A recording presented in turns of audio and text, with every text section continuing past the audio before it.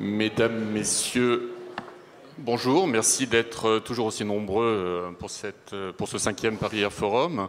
Avant de commencer ce débat sur le low-cost en courrier, j'ai le plaisir d'accueillir Monsieur Stéphane Bascorbert, qui dirige la start-up InnovaTM, qui va vous présenter son concept en quelques minutes. Oui, bonjour à tous. Donc, je suis Stéphane Bascorbert, je suis le président et cofondateur de la société InnovaTM, que j'ai créée en 2014 avec mon associé Amine Carré. Aujourd'hui, InnovaTM développe des solutions pour l'optimisation de la gestion du trafic aérien. Alors, l'optimisation du trafic aérien, c'est quoi? Eh bien, en fait, je pense qu'on a tous été confrontés dans notre parcours usager des grands aéroports en Europe et particulièrement en Asie, à des situations où, par exemple, au départ, on est sagement assis dans un avion, on est repoussé du poste de stationnement, on commence à rouler, et il se trouve qu'on attend parfois 5, 10, 20, 30 minutes avant le décollage. La même chose arrive aussi à l'arrivée. Il arrive très souvent dans des grands aéroports congestionnés que le pilote commence sa descente, il la stoppe, on ne sait pas pourquoi, il commence à faire des grands cercles autour de l'aéroport avant de pouvoir atterrir. Et bien tout ça, en fait, c'est les solutions que nous proposons aujourd'hui qui vont permettre de réduire au maximum toutes les attentes qui sont aujourd'hui inutiles pour les avions et les compagnies aériennes, que ce soit avant le décollage ou avant l'atterrissage. Alors comment on arrive à ce résultat? Eh bien, c'est essentiellement grâce à beaucoup d'années de recherche et développement dans des algorithmes d'intelligence artificielle et de recherche opérationnelle qui vont permettre de fournir des outils d'aide à la décision pour les contrôleurs aériens, qui vont leur permettre, d'anticiper le trafic, mais surtout de le fluidifier et d'optimiser l'utilisation de la piste d'atterrissage ou de décollage. Alors comment on arrive à ce résultat d'optimisation? Eh bien, essentiellement grâce à comme je disais, à des algorithmes d'optimisation globale. Si je reprends l'exemple des vols au décollage et le fait qu'on attende en général très longtemps en bout de piste avant le décollage, on a développé une solution qui est basée sur des algorithmes d'intelligence artificielle qu'on appelle les colonies de fourmis, qui en fait mimiquent en fait le comportement des colonies de fourmis dans la nature lorsqu'on est en recherche de nourriture. Donc pour faire le parallèle, en fait, on modélise en fait le parking comme étant le nid de la colonie de fourmis, la nourriture étant la piste de décollage, et on va lâcher les fourmis dans l'environnement et à la fin du processing, de l'algorithmie, on va déterminer un chemin qui sera le plus court, sans conflit, pour permettre aux aéronefs d'atteindre du poste de parking la piste de décollage sans encombre. Donc ça, c'est un exemple qu'on a pu démontrer et valider sur des grands aéroports, en particulier sur Paris-Charles de Gaulle, et qui ont montré des résultats très impressionnants en termes de temps de roulage et d'efficacité pour l'aéroport. Ça, c'était le premier volet qu'on a développé depuis 2014. En 2017, on s'est également intéressé à la problématique des drones, étant donné qu'on était expert dans le domaine de l'aviation civile. On s'est dit que c'est dommage de passer à côté de cet écosystème qui est en train d'exploser. Et on a décidé de développer en partenariat avec le groupe ADP et la DSNA, l'aviation civile française, une solution de protection et de détection des drones malveillants autour des sites sensibles. Donc c'est un ensemble c'est un système qui est composé de plusieurs senseurs qui sont connectés à un command center et qui permet d'assurer une protection quasi certaine de n'importe quel site sensible. Donc évidemment les aéroports qui nous intéressent, mais n'importe quel autre site sensible. Ça peut être les prisons, ça peut être les centrales nucléaires, contre l'entrée de drones qui seraient malveillants. À côté de ça, on a aussi développé une plateforme digitale qui va permettre de digitaliser et de dématérialiser toutes les demandes de missions de drones par les opérateurs professionnels. Donc voilà, aujourd'hui on a un volet prévention et un volet collaboratif pour la gestion des drones. Voilà brièvement ce que je peux vous dire sur InnovaTM. On est juste à côté, donc on a une petite stand, on sera ravis de vous accueillir avec mon associé pour vous expliquer un peu plus en détail ce qu'on a développé au cours de ces années. Merci. Merci à vous. Alors, merci à vous. Ça marche. Place maintenant à notre deuxième série de débats. Il s'annonce passionnant puisqu'il va traiter d'une question qui fait justement débat dans le secteur. L'heure du grand bond du low-cost en courrier a-t-elle sonné? Dit autrement, après deux échecs dans le passé, dans les années 80 avec Skytrain, la compagnie de Freddie Lickers, puis au cours des années 2000 avec Zoom Airlines, Oasis, et bien d'autres. La troisième vague de compagnies long courrier à bas coût, emmenée par AirAsia et Norwegian, va-t-elle réussir cette fois à s'imposer? Pour faire simple, est-on à l'aube d'une situation dans laquelle les racines du low-cost long courrier seront suffisamment solides qu'elles permettront d'assurer non seulement la pérennité, mais aussi l'envol des parts de marché de ce secteur? C'est toute la question que nous allons traiter aujourd'hui. Pour en parler, j'ai le plaisir d'accueillir Marc Rochet, le président de French Bee, la low-cost en courrier du groupe Dubreuil, et Laurent Magnin, le PDG d'XL Airways et le président de la compagnie. Marc Rochet, la première question sera pour vous. Certains doutent encore de la pérennité du modèle low-cost long courrier. Quel est votre avis? Bonjour tout le monde. Je pense que de poser la question, c'est en fait en quelque sorte émettre un doute. Et je dirais que de la simple analyse des chiffres, sur laquelle je vais revenir rapidement, tout ça montre qu'on peut considérer cette question, au-delà bien sûr du sérieux de celui qui la pose, comme étant une douce plaisanterie. On nous redit aujourd'hui du low-cost long courrier exactement ce qu'on a dit du low-cost moyen courrier et court courrier il y a 25 ans. Ça ne peut pas marcher, ça ne fonctionne pas. D'ailleurs, j'ai des informations, telle compagnie, en particulier celle de couleur orange, ne passera pas à la fin de la semaine. Bon, on a vu où cela nous a amenés. Et j'en veux pas spécialement à tous les gens qui ont été impliqués dans ces stratégies. On a le droit de se tromper. Par contre, on n'a pas le droit d'être dans le déni. Et aujourd'hui, avec le low-cost long courrier, il y a ceux qui se sont peut-être trompés sur son potentiel de croissance, mais encore une fois, on n'a pas le droit d'être dans le déni. Alors, quelques chiffres très rapides. Vous avez entendu ce matin des intervenants, M. de Juniac au titre de IATA, vous connaissez tous ces chiffres par cœur. Transport aérien, il double tous les 15 ans. Dans ce transport aérien aujourd'hui, particulièrement dans le long courrier, 80% de la clientèle, et même un peu plus, c'est du loisir, c'est du VFR, Visit Friends and Relatives, la famille, c'est des déplacements à motivation personnelle. Vous prenez ce chiffre, 80% d'un trafic qui fait déjà aujourd'hui des milliards de passagers, qui va doubler en 15 ans, vous voyez le potentiel que ça représente. Et pour cette clientèle-là, le driver numéro 1, on peut tourner autour de tous les problèmes de marque, de produits, de qualité, de ceci, de cela. Le driver numéro 1, c'est le prix. C'est le prix pour deux raisons. D'abord parce que ce sont donc des clientèles à motivation personnelle. Et la deuxième raison, c'est que ce sont, et on le voit bien dans les analyses de marché, des clientèles qui ne voyagent pas seuls. Ce n'est pas Monsieur X ou Madame Y qui se déplace, c'est Monsieur X et son épouse, ses enfants. Et donc, il y a un facteur multiplicateur qui aggrave la perception du prix. Alors aujourd'hui, ce low-cost long courrier, je suis absolument convaincu qu'il est promis un grand avenir, et j'en dirai deux conditions. Les exemples ne manquent pas. En Asie, vous avez cité Scoot, AirAsia qui avait démarré quelque chose, qui l'a retaillé un peu, qui s'appelle maintenant AirAsia X et qui va sans doute connaître du succès. En Europe, Norwegian a été cité, il y a d'autres compagnies, bien entendu, qui s'y lancent. Et aux États-Unis, ce n'est pas encore le cas, mais ça va venir. Ça va venir parce que le pouvoir de concentration des trois majors qui ont, après X Chapter 11, les uns derrière les autres, installé des positions dominantes, va forcément être mis en cause. Au Canada, c'est déjà fait avec WestJet.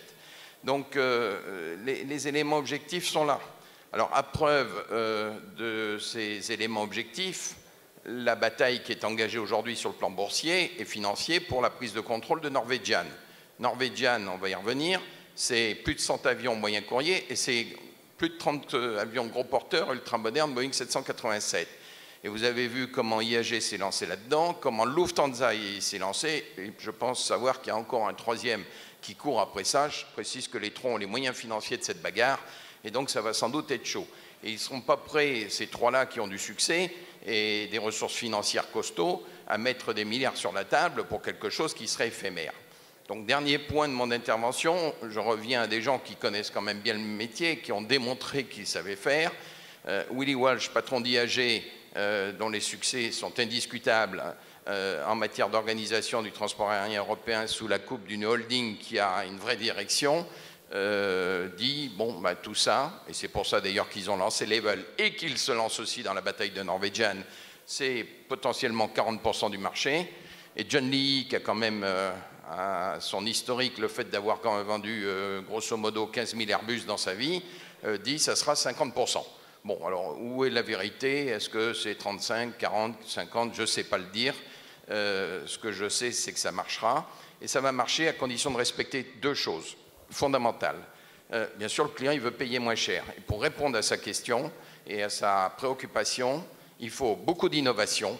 On ne fera pas du low cost avec du vieux. On fera du low cost avec de l'innovation, en long courrier en particulier.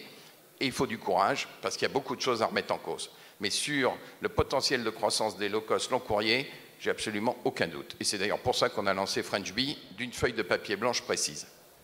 Laurent Magnin, êtes-vous d'accord? Le low cost long courrier va-t-il s'installer durablement? C'est assez rare, mais il s'est tellement bien exprimé que, non pas que c'est pas ça qui est rare, hein, mais clairement, d'abord, je suis en phase à 200%, mais ça, c'est souvent dommage, entre nous deux. Mais concrètement, moi, ce que je trouve fascinant dans tout ça, c'est qu'on a, quelque part, on a une revanche, c'est celle du consommateur. Il faut comprendre que l'aérien mondial, il a été drivé pendant 40 ans par des gens qui ne payaient pas leur billet d'avion. Il y en a beaucoup dans la salle, du reste. Hein. Vous voyagez avec l'argent de vos entreprises, pour beaucoup d'entre vous, comme moi, du reste, parfois. Donc ça, c'est ce qu'a drivé notre métier pendant un demi-siècle. C'est ce qui lui a fait gagner beaucoup d'argent. C'est du reste ce qui aussi lui a donné un équilibre annuel. On y reviendra peut-être, qui touche encore les low cost qui se développent et qui touche quand même moins les legacy, à savoir les phénomènes de saisonnalité du transport VFR, qui sont un vrai défi économique pour une partie des compagnies aériennes. Mais concrètement, on a d'abord 1 milliard de consommateurs qui est en train de nous dire très gentiment, c'est pour ça que pour moi il n'y a pas de compagnie low cost, hein. Il y a des compagnies qui vont répondre à ça, puis il y a celles qui ne vont pas y répondre. Donc le low cost, on y reviendra, mais je pense que la vague de fond, comme l'a dit Marc, elle est réelle, elle est puissante et elle ne va pas s'arrêter. On a en face de nous 1 milliard de gens qui sont en train de nous dire, au-delà de 500-600 balles, votre truc là, c'est du vol en aller-retour, en classe économique. Vous avez bien compris? C'est du vol. Donc on a, parce que c'est leur poche, c'est ce qu'a dit Marc tout à l'heure. C'est des gens qui payent avec leur argent, c'est des gens qui partent à plusieurs, c'est des familles, c'est des gens qui regardent à l'euro près. Donc il y a une adaptation, c'est où vous fabriquez la planète à 500-600 balles, je l'ai déjà dit plusieurs fois, où vous allez avoir un sérieux problème. On aura toujours de la classe affaires, on a toujours beaucoup de choses, mais ça va être la vague de fond. Et la vague de fond, globalement, le low cost va y répondre, parce que le low cost, c'est quoi? C'est d'abord des compagnies aériennes récentes qui renouvellent le modèle par sa simplicité. Je rappelle que certaines grandes legacy ont 15 modèles d'avions différents. Je vous laisse imaginer la structure de fonctionnement d'une boîte qui a 15 types d'avions différents. Je vous laisse imaginer aussi ce que sont les carrières de nos chers pilotes, ce qui n'est pas une critique du reste, c'est juste un constat. À l'intérieur d'une boîte qui a 15 types d'avions différents, hein, vous voyez des mecs qui montent et qui descendent en espalier avec des coups faramineux. Une des raisons du reste pour lequel le patron de Ryanair n'a toujours pas bougé sur le long courrier low cost en Ryanair pur, et c'est Michael Collet qui me l'avait expliqué dans un dîner sympa, il m'avait dit le jour où je balance une dizaine de 777 ou une vingtaine de 777 dans mon modèle Ryanair, mes mecs sur le 737-800 vont devenir cinglés, et la boîte sera ingérable. Donc ça c'est ce qui anime aussi le modèle low cost, c'est-à-dire une ultra simplification des flottes, des moyens, et Marc l'a dit, d'une technologie qui répond ultra rapidement aux besoins des clients, sans que vous soyez surstaffé dans les compagnies aériennes. Donc je pense que la vague de fond, elle est partie.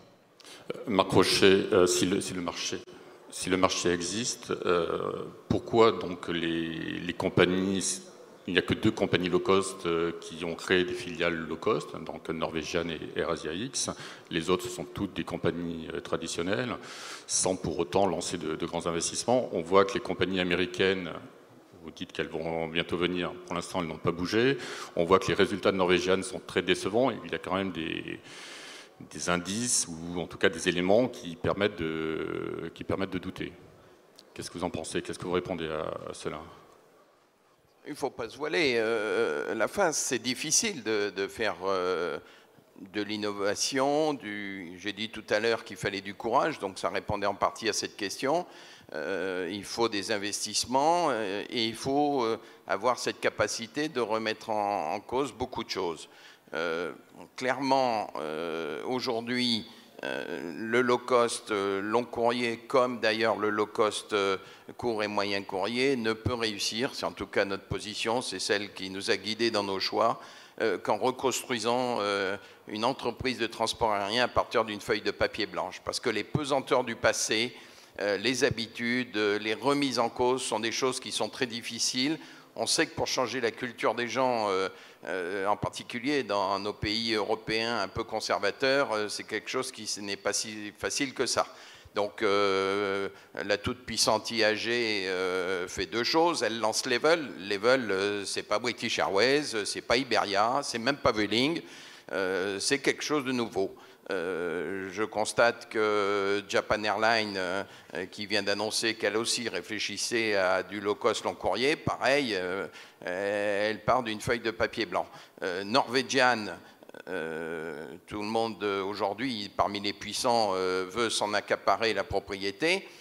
Parce que M. Björk, il est parti lui aussi de zéro, il a construit sa culture, son mode opérationnel, sa façon de faire et une partie bien sûr du succès auprès de sa clientèle, ce qui est très important. Alors ça ne veut pas dire que les choses sont simples, la multiplication des routes, la volonté de croître vite, parce que bien sûr c'est une course contre le temps qui est engagée, ça coûte, ça provoque des déficits d'exploitation. Et donc, la première règle, c'est que quand on veut se lancer dans le low-cost long courrier, c'est vrai aussi d'ailleurs dans le moyen courrier, il faut beaucoup de moyens financiers. Il ne faut certainement pas sous-capitaliser les entreprises. La deuxième chose à laquelle nous croyons beaucoup, c'est qu'il faut aller vers des avions très performants. Donc, ça veut dire des flottes modernes, flottes qui coûtent cher. Ça veut dire ne pas faire du low-cost avec des vieux avions, et je ne cite personne. Il faut aller vers du Boeing 787, de la 350. Bon, comme j'aime bien tacler mon ami Laurent, mais j'ai beaucoup de respect pour lui, nous on investit dans les avions, lui il a préféré investir dans les casquettes. Mais bon, c'est un peu provoquant, mais il faut bien de temps en temps animer la salle. Je suis sûr qu'il va me répondre. Et donc, tout ça, c'est une démarche qui consomme beaucoup de temps, beaucoup d'énergie. Il faut des cadres et des managers ayant cet état d'esprit. Et au-delà de ça, par rapport à la question de la fragilité de certains modèles économiques, il faut être clair aussi, il y aura des échecs. Dans le low-cost court et moyen courrier, vous avez sans doute tous en tête la liste des compagnies, y compris certaines qui étaient devenues significatives, qui ont échoué. Il y en a qui ont terriblement bien réussi. EasyJet, Ryanair, à moindre échelle aujourd'hui, parce qu'on descend quand même d'un cran en termes de taille et de puissance, OAR, Vueling. Bon, mais il y a eu des échecs, il y a eu des dépôts de bilan, il y a eu des gens qui ont arrêté de voler. Et je me rappelle en particulier d'une compagnie en Angleterre qu'on avait été regarder du temps d'UTA, parce que la première vraie low-cost française, c'est UTA et Aéromaritime. Et à l'époque, avec René Lapote, on avait été regarder Air Europa, mais la version anglaise. Bon, ben, ces gens ont disparu, ils avaient 300 avions.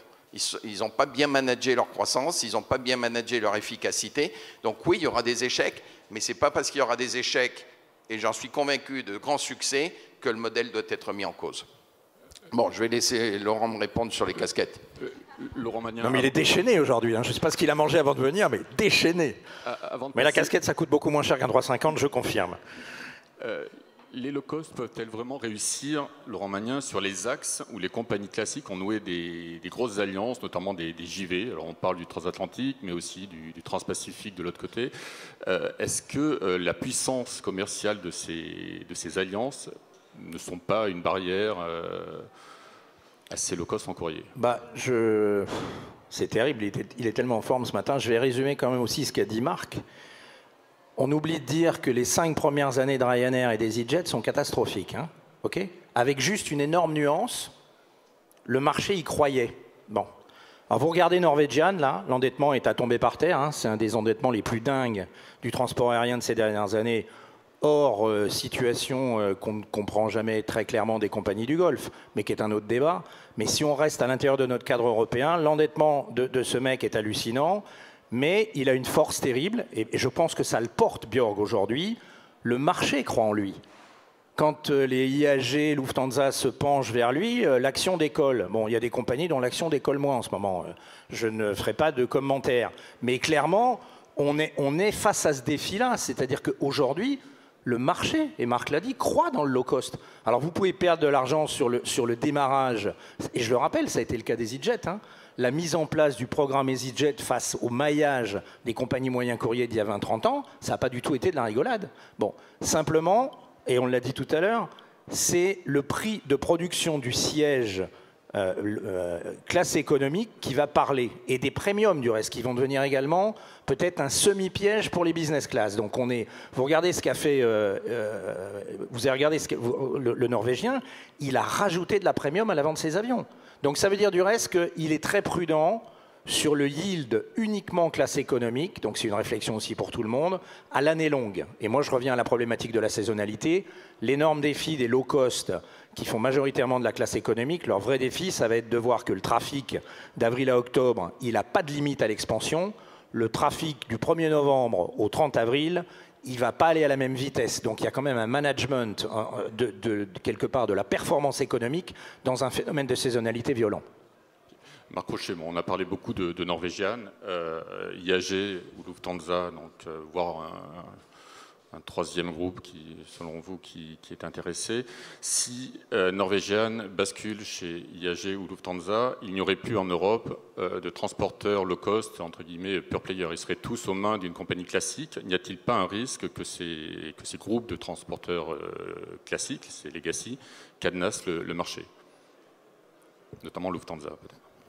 Je n'ai aucun droit de parler au nom des gens qui courent après Norwegian, mais on peut quand même, simplement en lisant les médias, en connaissant un peu la stratégie. Bon, j'ai travaillé quelques années auprès de British Airways, donc je sais à peu près comment ils fonctionnent.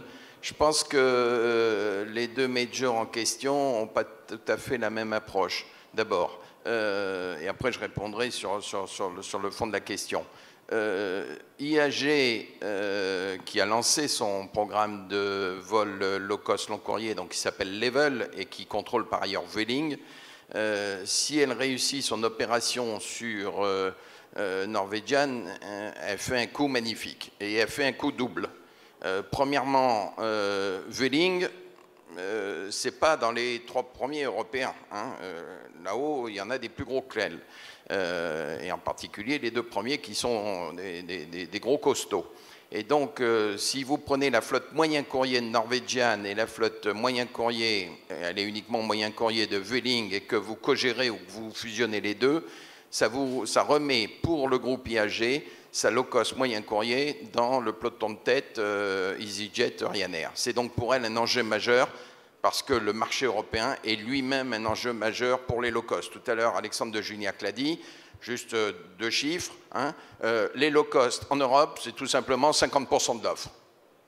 C'est là où je dis, ceux qui se sont trompés avaient le droit de se tromper, ils n'avaient pas le droit d'être dans le déni. C'est 50% de l'offre. Et deuxièmement, la croissance de ces low cost-là, c'est 3 fois la croissance des legacy. 3 fois, en moyenne. Donc, pour IAG, la bagarre de Norwegian, c'est je prends les moyens courriers de Norwegian, plus de 100 machines, je les mets avec Vueling, je reviens dans le peloton de tête. Deuxième gain, je fais ça avec Level. Alors, il y a un problème de flotte, ce n'est pas les mêmes avions, ce n'est pas les mêmes concepts, mais je deviens ipso facto le numéro 1 du low cost long courrier européen. Et quand on est numéro 1, c'est toujours mieux. Les autres y suivent, ils ne devancent pas. Pour les Allemands, je pense que c'est différent parce qu'eux, ils ont plutôt, de ce que je peux en analyser modestement, une logique de marché. L'Allemagne n'a pas aujourd'hui, Lufthansa qui est très puissante, très riche, n'a pas la surface, ne couvre pas la surface de marché que couvre IAG. IAG, je vous rappelle, c'est aussi Aer Lingus, Madrid et ainsi de suite. Donc pour les Allemands, il y a sans doute un enjeu, ils sont très nordiques, les Allemands, ils sont très anglo-saxons, il y a sans doute un enjeu vers le sud qui est important pour eux, et donc ça ne sera pas la même stratégie, je pense, modestement derrière. Alors, est-ce que dire qu'une fois ceci joué, ça sera terminé? Je ne le crois pas, parce que je pense que quand on regarde la vitalité du marché européen, sa puissance, le nombre de voyageurs potentiels en long courrier et cette capacité quand même à créer de la demande. Nous, on a une modeste expérience sur la Réunion avec French Bee. Hein. Les prix, ils baissent de 15%, c'est ce qu'on a été capable de mettre dans le marché. On a encore quelques cartouches s'il fallait aller plus bas. parce que bon, French Bee, c'est une structure nouvelle, donc elle a des coûts bas, le marché fait 19%. Donc vous voyez tout de suite que quand vous baissez le prix, il y a des clients. Et donc pour revenir à la question de fond de Fabrice, je pense qu'il y aura en Europe, comme il y a 5 compagnies significatives en low cost moyen courrier, je pense qu'il y aura au moins 3 opérateurs long courrier low cost qui couvriront le marché à fournir. Il faudra être maillé, il faudra être présent dans plusieurs marchés, il faudra des avions performants. Bon, il y aura le Norwegian qui atterrira je ne sais pas où, et puis il y en aura sans doute 2 autres. Il y en a un en Espagne qu'il faut surveiller, qui s'appelle, alors l'espagnol aujourd'hui, qui s'appelle Air Europa. Et puis probablement que les gens comme WOAir et autres qui se touchent déjà un peu au long courrier, vous savez qu'ils ont des 330 et autres, essayeront d'émerger. Et nous, avec French Bee, on espère y prendre une place. Laurent Magnin, on a parlé un petit peu des avions. Est-ce que on voit que Airbus a lancé le 321 LR, que Boeing réfléchit à un avion un peu sur le même segment, même s'il serait bicouloir. Est-ce que ces nouveaux avions qui permettraient de contourner les hubs, est-ce que vous y croyez? Est-ce que ce potentiel du point à point pourrait contribuer à l'essor du long courrier low cost, selon vous? D'abord, il marche celui-là, oui. D'abord, le point essentiel sur cette partie-là, c'est qu'on vous en avez parlé dans le débat précédent. On va avoir énormément de mal à construire des aéroports en Europe. On n'a même pas été foutu de faire celui de Nantes, donc je vous laisse imaginer pour le reste. Donc, à partir de là, la nature étant ce qu'elle est, et elle a horreur du vide. Le vide, pour l'instant, on va appeler un chat un chat. Le vide, il est dans des grands aéroports qui sont déjà structurellement en passe de pouvoir faire beaucoup de choses. Si on prend un pays comme le nôtre, moi, je n'ai aucun doute sur le fait que Marseille, Bordeaux, Lyon vont devenir des plateformes long courrier.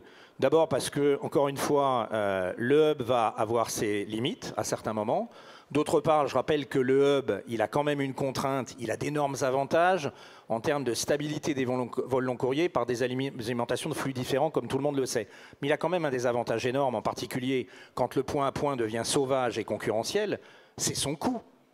Je rappelle aujourd'hui que quand on a lancé XL Airways sur New York en 2009, 2010, on avait juste fait le constat bête et méchant, on n'avait pas non plus réfléchi 10 ans, on avait fait le constat que tous les gens qui partaient de Paris en point à point sur New York, à l'époque, en 2009-2010, ils payaient au minimum 700 € aller-retour, et que British, Lufthansa et Iberia proposaient des départs sur New York à travers l'Europe, bien évidemment, à 150 balles de moins que la compagnie Air France ou que les compagnies américaines au départ de Paris en point à point.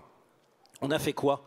On a mis des vols low cost entre Paris et New York quasiment à 50 balles en dessous des hubs de vols indirects. On a rempli nos avions à 95%. Donc ça veut dire que cette modélisation, et ça moi j'y crois beaucoup, en point à point, elle va challenger le hub. Il n'y a pas qu'une bataille de low cost legacy. On dit toujours low cost legacy là depuis tout à l'heure. Il y a une bataille point à point hub. Et les avions vont aider quelque part l'industrie à s'élargir et à combler tous les espaces vides. D'abord parce qu'on va avoir un problème d'infrastructure évident. C'est une évidence. Justement, dans ce débat hub point à point, est-ce que les low cost en courrier pourraient concurrencer éventuellement les compagnies du Golfe sur l'axe Europe-Asie? Ah mais moi j'en suis convaincu. D'abord, quand on fait l'analyse de prix, et je pense que nos amis d'Emirates, de Qatar ou d'Etihad, qui sont sûrement dans la salle, j'en vois un, le diront. Un truc qu'on ne dit pas du tout sur les compagnies du Golfe, là, toujours obsédées par la classe affaires et les gens qui ne payent pas leur billet d'avion, on oublie de dire que le boulot de ces compagnies en VFR sur l'Asie est un boulot de dingue. Ce qu'a démocratisé le transport sur l'Asie, ce n'est pas nos compagnies européennes, ce n'est pas British, ce n'est pas Air France, ce n'est pas Lufthansa. Ceux qui ont démocratisé l'Asie, là, le pont entre l'Asie et l'Europe aller-retour, c'est les compagnies du Golfe. Pourquoi? Le prix moyen en classe économique sur les compagnies du Golfe, c'est 500-600 balles. Okay, alors à 500-600 balles, avec 80% des sièges dédiés, il y a une seule chose qui peut challenger les compagnies du Golfe, ils le savent du reste. C'est ou un mec qui fait un hub encore plus compétitif que le sien, c'est ce que Turkish essaye de faire, ou des compagnies en point à point avec des avions de 350-400 sièges ultra modernes comme l'a dit Marc, capables de produire des vols de 10-11 heures à 500 balles aller-retour en gagnant de l'argent. Et dans ces cas-là, je le dis, ils le savent du reste. Le consommateur, là, il va aller faire le Mickey 3 heures à Dubaï en pleine nuit, alors qu'il y a des mecs qui volent en direct avec des 350 où l'air est très agréable à respirer comme dans les leurs, sauf qu'il n'y a pas le stop. Tout le monde a compris là parce que j'ai parlé un peu vite.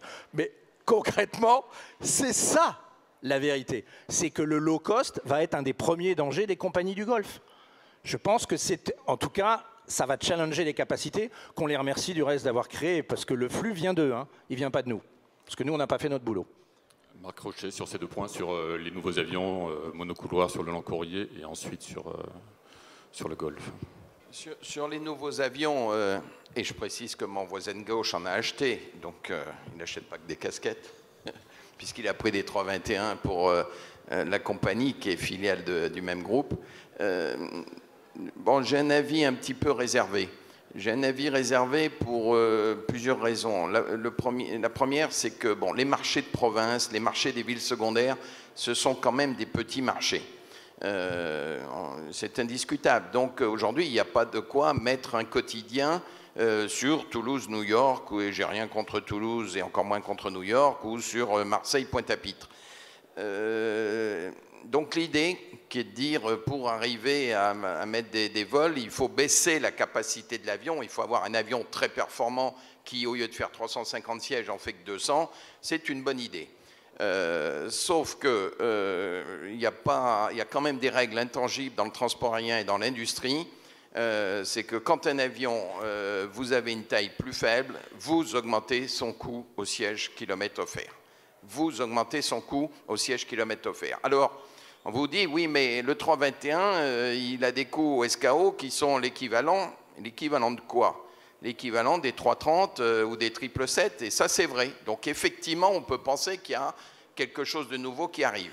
Sauf qu'il ne faut pas comparer le 321 long range au 777 ou au 330, il faut le comparer au 350 et au 787. Et là, ce n'est pas tout à fait la même histoire. Deuxième raison pour laquelle j'ai une réserve, et c'est une question avec qui, même si on n'a pas été client de cet avion, on a parfois débattu avec Airbus, que je respecte beaucoup. Bon, le 321 Neo aujourd'hui, je l'ai dit, d'ailleurs je crois que Fabrice a écrit un article là-dessus, bon, il a des pattes un peu courtes, hein, 220 passagers à pleine charge pour aller à New York en hiver, je demande à voir. J'ai opéré cette route en d'autres temps avec un autre avion, bon, il va sans doute falloir... Comment? Oui, tout en mémoire, tu as raison. Il va falloir quand même regarder les choses de très près. Ce qui veut dire d'ailleurs que ce qui va peut-être arriver, c'est effectivement un avion encore plus performant. Bon, on parle de plus de 100 tonnes pour un A321. Encore faut-il savoir si vous grossissez les moteurs, si vous grossissez l'aile ou si vous grossissez le fuselage. Ça, je ne suis pas assez expert en construction aéronautique pour savoir où vont devoir porter les efforts. Et c'est d'ailleurs pour ça que Boeing, elle, se positionne sur un vrai nouvel avion, le MOM. Donc là, il y a un débat dont j'ai quelques réserves. Bon, ceci dit, j'aspire à ce que les aéroports secondaires puissent avoir accès à du long courrier.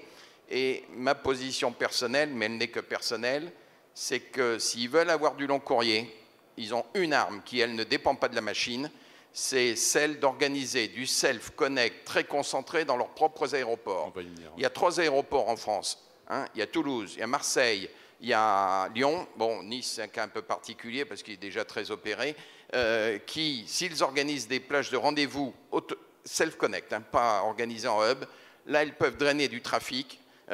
Et donc avoir des vols long courrier. Le Toulouse-New York, il n'existera que si à Toulouse, on draine Toulouse, mais aussi Lorient, que dessert mon ami Jean-Louis Barou avec son petit avion d'APG, la Bretagne, et une partie de l'Auvergne et tout, et qu'on organise un rendez-vous. Ça, c'est une chance, parce que là, il n'y a pas besoin d'être dépendant de la taille de l'avion, on peut avoir un avion plus gros. Sur les compagnies du Golfe, moi, je suis réservé parce qu'ils sont quand même très forts. Alors, il y en a qui vont forcément avoir des soucis. Qatar a des problèmes politiques importants, très significatifs. Etihad ne se porte pas très bien. Bon, il faut dire un peu que sa stratégie, qui ressemblait étrangement à celle à l'époque du Swiss Air Group, du Hunter, je ne sais pas quoi, bon, ça coûte cher et ça ne rapporte rien, donc ça ne peut pas durer longtemps. Maintenant, c'est quand même des gens, et je pense à Emirates, qui sont très efficaces, qui ont organisé des rendez-vous long courrier, ce que ne font pas beaucoup de hubs dans la planète, il n'y en a quasiment pas d'autres. Ça, c'est quand même des outils très, très puissants. Si vous voulez aller d'un point au Brésil à une des 10 capitales majeures régionales de la Chine, toute façon, vous devez passer par quelques points intermédiaires. Il n'y a pas d'autre mode pour y aller. Et Dubaï, c'est quand même très bien organisé pour ça. Donc, ça sera très difficile à battre. Laurent Magnin, Marc Rochet a évoqué le Self-Connect. Vous, avec la compagnie, vous avez un accord avec EasyJet. Est-ce que ce modèle qui se développe peut contribuer lui aussi à l'essor du low-cost en courrier, selon vous? Ce qui est impressionnant au niveau du Self-Connect, c'est que quand vous commencez à analyser d'où viennent vos clients et que vous n'êtes qu'une compagnie de point à point comme nous, ça devient juste intersidéral. C'est-à-dire que les gens se débrouillent vraiment. La clientèle de toutes les régions de France qui remonte par exemple à Paris en Self-Connect ou même qui vient maintenant de différents points européens à travers des compagnies low cost, elle est réelle, elle monte en puissance.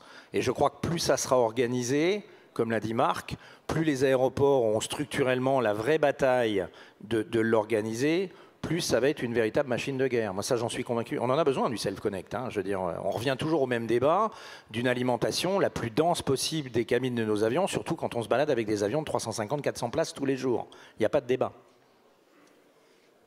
Les deux dernières questions avant de... Marc Rochet veut continuer. Je voudrais ajouter un point là-dessus. Bon, le self-connect, tout le monde voit ce que c'est. Je pense qu'il y a un enjeu majeur pour notre pays. Majeur, qui est ce monde digital. Et je m'explique. Alors, ça n'a pas à voir avec ce qu'on lit récemment dans la presse, mais trois choses. Le triangle, transport aérien, hébergement, loisirs, grosso modo, c'est 8% du PIB mondial. Ce sont des millions d'emplois. Dans ce triangle-là, la France a des atouts. Elle n'a pas gagné la guerre de l'aérien, mais en matière de loisirs, elle s'y connaît. On a une attractivité forte et on a des capacités d'hébergement significatives. Dans ce triangle-là, qui est celui du monde de demain, il n'y a pas de GAFA. Il n'y a pas de GAFA. Alors les GAFA, ils ne vont pas rester 107 ans sur le bord de la route, mais vous prenez les grands GAFA, il y en a qui s'y intéressent, mais il n'y en a aucun qui est dominant, il n'y en a aucun qui est fort. Et moi, je crois sincèrement, ça c'est un enjeu pour le pays, qu'on doit créer, on doit être à l'origine d'un GAFA dans le triangle transport aérien, hébergement, loisirs. Et là, le self-connect, ça fait partie bien sûr du comportemental du client. Et c'est un endroit où il faut investir, c'est un endroit où il faut avoir des idées ouvertes, il faut des clauses de propriété assez fortes, parce que si on fait le GAFA et qu'on fait comme le reste, c'est-à-dire qu'on n'a pas beaucoup d'ambition, à la fin, il y a un Chinois qui arrivera et qui dira « tout ça, c'est à moi ». Mais moi, je crois fondamentalement que c'est un enjeu majeur du transport aérien, des loisirs de demain et de cette clientèle VFR. Tout à l'heure, vous vous rappelez les chiffres d'Alexandre de Juniac, ça double tous les 15 ans et derrière, quand vous combinez tout ça, ça fait plus que doubler tous les 15 ans. Donc, est-ce qu'on veut être dans cette bagarre-là? Il ne faut pas d'arrogance, il faut de l'efficacité, de l'imagination et encore une fois du courage. Qu'est-ce que vous conseillerez à Air France de lancer? Est-ce que vous pensez que Air France peut lancer une low-cost en courrier? Eux, ils doutent encore en interne. Ils ont une structure assez compliquée avec beaucoup de marques. Ils ont créé une filiale long courrier l'année dernière, June. Qu'est-ce que vous pensez de leur situation en tant que concurrent? D'abord, moi, je dirais une chose avec énormément d'humilité, parce qu'on n'a pas, ni, je pense, Marc Rochet, ni Laurent Magnin, ni qui que ce soit, à donner des conseils à Air France. On va juste rappeler quand même quelque chose. Je l'ai dit déjà 2 ou 3 fois. On est assis sur un tas d'or. Le tas d'or, c'est qu'on est un des pays les plus réceptifs du monde. On est même le premier pays touristique du monde, considérant que dans les chiffres, il y a quand même le mec qui traverse l'Allemagne pour aller boire un café à Strasbourg. Donc on peut relativiser un petit peu, ou à Barcelone. Mais concrètement, on est quand même une puissance incoming colossale. Alors c'est intéressant parce que quand vous parlez avec le patron de Ryanair, il vous explique quand même tranquillement qu'il a construit une grande partie de Ryanair sur la France. Ça fait toujours plaisir. Quand vous parlez avec les gens d'EasyJet, c'est pareil. Et quand vous parlez avec les compagnies du Golfe, elles vous expliquent qu'en termes d'incoming sur la France, et du reste, elles font, je le répète, un boulot incroyable, c'est un tas d'or. Voilà. On a juste, nous, un transport aérien français qui a le tas d'or devant lui et qui regarde à gauche et à droite déjà depuis 20 ans. Le seul message, au-delà des syndicats, des politiques, des dirigeants qui changent d'Air France, on se réveille quand ? Et là, moi, j'ai une inquiétude, c'est que si Air France ne bouge pas, c'est certainement pas, alors là, je le dis clairement, hein, c'est certainement pas un French Bee, un XL ou qui que ce soit, qui résistera à l'amplification monumentale de ce que pourrait être le transport aérien non basé ici pour faire le boulot de ce que nous appelons l'aérien national. Moi, j'y crois plus tellement à l'aérien national. Là, j'ai été longtemps un mec qui se défendait là-dessus. Je pense que par contre, les compagnies basées, quitte à ce qu'elles aient des capitaux étrangers, c'est quand même un élément absolument indispensable en termes d'emploi, hein. Je rappelle qu'un Marc Rocher, quand il fait French Bee, il crée quand même à terme, en tout cas dans l'aérien pur déjà, plus d'emplois qu'un mec qui se contente de passer. Je rappelle à notre ami Augustin de Romanet que nous, on est compagnie captive, hein, ça veut dire qu'on vit à l'intérieur de ces murs. On devrait peut-être aussi avoir des conditions de compagnie basée. Hein. Il paraît que Al-Bakr, qui est président de l'aéroport et de la compagnie aérienne, il a des conditions formidables pour Qatar Airways. Ça ne m'étonne pas, il est président des deux. Bon, nous, on ne demande pas que le président d'ADP soit le président d'Air France. On demande simplement que les aéroports qui ont des compagnies basées soient dans une relation qui soit une relation totalement dynamique pour nous aider à avoir encore des compagnies basées. Parce que le transport aérien, je le dis, je voudrais juste finir avec ça. Demain, Air France disparaît. Je pèse mes mots quand je dis ça, hein. C'est ce que tout le monde devrait comprendre, y compris nos forces sociales. 3 mois pour les remplacer. Vous avez bien compris? Je pense qu'il faut 3 mois. Je pense que dans la minute, les très grandes compagnies majors arrêteront des lignes à la con moyennement rentables pour se concentrer sur ce que serait l'ex-réseau Air France. Donc c'est juste un beau message pour nos politiques. Hein. 3 mois, retenez bien ce chiffre-là. Moi, j'ai vu une compagnie de 50 avions qui s'appelait Air Liberté disparaître dans ce pays. Tout le monde était affolé chez les politiques dans les 3 jours qui ont précédé. Ça nous a pris, avec Air France, Corsair et des avions qu'on a fait venir d'Angleterre, ça nous a juste pris, je crois, 15 jours pour remplacer à peu près Air Liberté. Donc, retenez ça, en tout cas, pour les gens du pavillon français. On est complètement en danger. On est face à des gens que le marché soutient, comme Norwegian, même s'ils perdent du fric. On est face à des gens brillants comme le patron d'IAG ou ce qu'a fait Lufthansa en termes de modèles ces dernières années. Le réveil est quand? Voilà. Moi, c'est le seul message avec de l'humilité. Hein. Marc Rocher, quel impact ces low cost en courrier peuvent avoir sur le marché français? Juste pour compléter la réponse de Laurent que je partage, c'était pas Air Liberté, hein, c'était Air Lib. Et c'était pas les mêmes. Ça s'est d'ailleurs fini devant. Ça s'est fini devant des tribunaux. Bref, d'abord une chose, et les gens qui travaillent dans mes équipes connaissent un de mes leitmotifs lancinants. Je cite souvent un tout petit exemple. Il y a un homme politique français que vous allez tous reconnaître, qui, sans doute bien conseillé, sort un slogan qui a été porteur, qui lui a valu d'être élu président, et qui était « Le changement, c'est maintenant ». Et en même temps, il fait une erreur qui va lui coûter sa carrière, son job, qui sera en position de ne pas pouvoir être réélu. Il n'aurait jamais dû dire « Le changement, c'est maintenant ». D'abord, c'était promettre que les arbres allaient monter au ciel ou que c'était Noël tous les jours. Et donc, pour paraphraser modestement ce slogan, qui était quand même magnifique, il aurait dû dire « Le changement, c'est tout le temps ». Et je crois que pour répondre à la question qui est posée sur Air France, sur le low cost et tout, il faut d'abord se mettre dans la tête que le changement, c'est un acte permanent, permanent, permanent. C'est tout le temps. Et d'ailleurs, on pose souvent la question sur le social. Pourquoi notre pays a tant de difficultés avec la gestion du monde social? Pas parce que les gens sont dans un rôle de revendication. Après tout, quand un syndicat il demande, même si c'est excessif, que ce n'est pas raisonnable, 10% d'augmentation de salaire, il est dans son rôle. Où il n'est plus dans son rôle, c'est quand, en même temps, il négocie des choses qui congèlent l'entreprise, qui l'empêchent d'évoluer, de se positionner dans de nouveaux marchés. Donc, je pense que ça, c'est vraiment la clé des choses, y compris dans le transport aérien. Le changement aujourd'hui est devenu un phénomène permanent, et donc en permanence, il faut s'adapter. Il va falloir s'adapter au monde du low cost long courrier.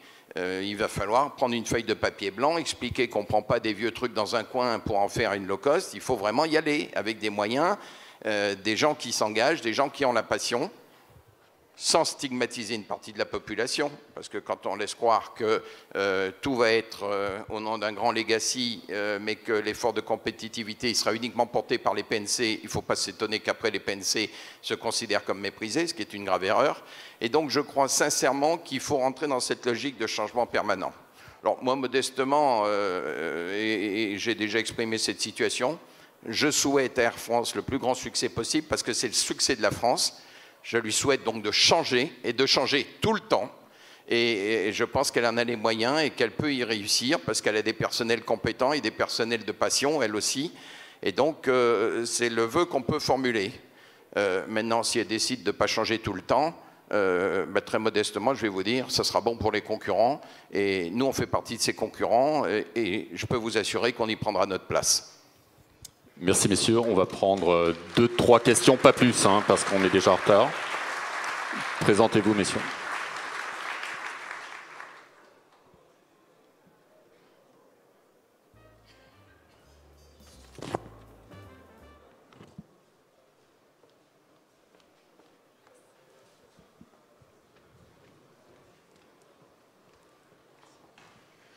Bonjour, je m'appelle Olivier, je travaille pour une des 3 grandes compagnies du Golfe.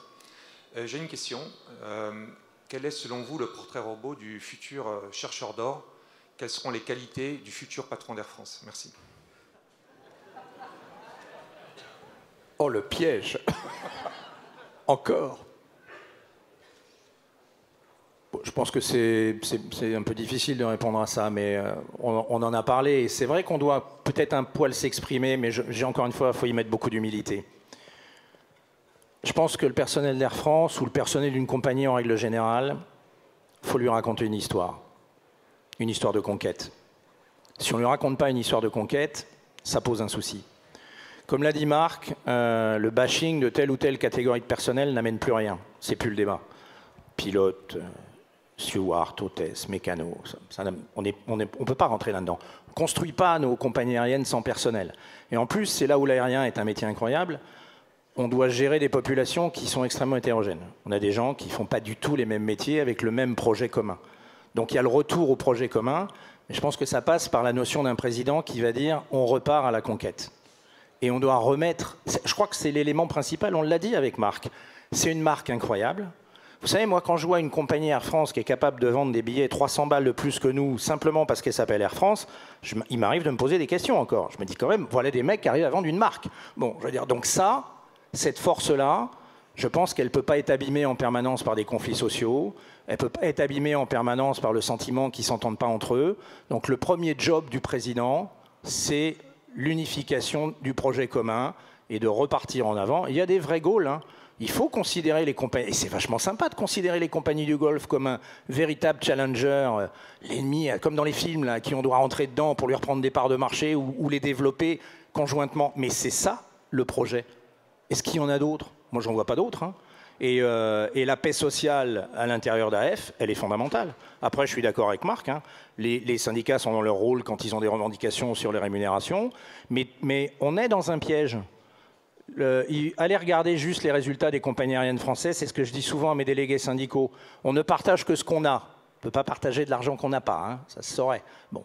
Vous regardez les résultats financiers et du reste, il y en a un qui s'est redoutablement bien sorti avec un travail énorme. Et c'est pour ça que j'ai de l'admiration, et je le dis pour lui, c'est Marc Rochet, dans le groupe Dubreuil, parce qu'il a, dans un paysage extrêmement complexe, il a été un des seuls à sortir de la marge. Bon. Hein, ce qui est, du reste, chez Dubreuil, quand on ne sort pas de la marge, on est mort. Donc au moins, c'est concret.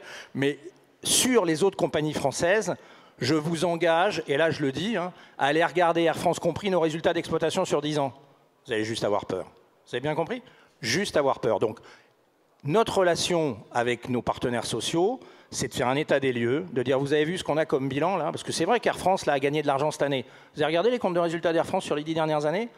Il y a juste de quoi avoir peur et se sauver dans la rue. Donc il y a quand même des choses qu'on doit partager avec les forces sociales. C'est le boulot du nouveau président de faire un état des lieux et de dire maintenant, on a un projet commun. Je pense que c'est exactement ce qui est arrivé à Hollande. Il a été élu, Marc l'a dit. Il ne nous a pas raconté une histoire. On l'a viré. Mais non, mais c'est clair. Aujourd'hui, il faut être bon en gestion, Marc Rochet, mais il faut aussi raconter une histoire. Il faut les deux. Donc c'est le couple. C'est pour ça peut-être qu'il va y avoir une réponse d'un homme ou d'une femme ou des deux ou de deux personnes. En même temps, moi je me pose toujours des questions sur l'organisation AF dans la double présidence, parce que ce qui est quand même dangereux dans la double présidence, c'est quand le mec numéro 2 vous a pas donné la réponse, en général les forces sociales vont voir le numéro 1 en disant aux deux c'est plus la peine de te causer, c'est pas toi qui as le pouvoir. C'est quand même un vrai débat dans l'organisation du groupe. Mais je peux pas me mettre à leur place. Ce que je dis simplement, c'est qu'il y a un outil incroyable, une marque incroyable, hyper importante pour notre pays. Moi, ça m'emmerderait de voir que la compagnie nationale, dans 10 ans, elle s'appelle Norwegian. J'aurais du mal à l'expliquer à mes enfants. Voilà, c'est tout. Je crois que nous sommes en retard, nous allons arrêter.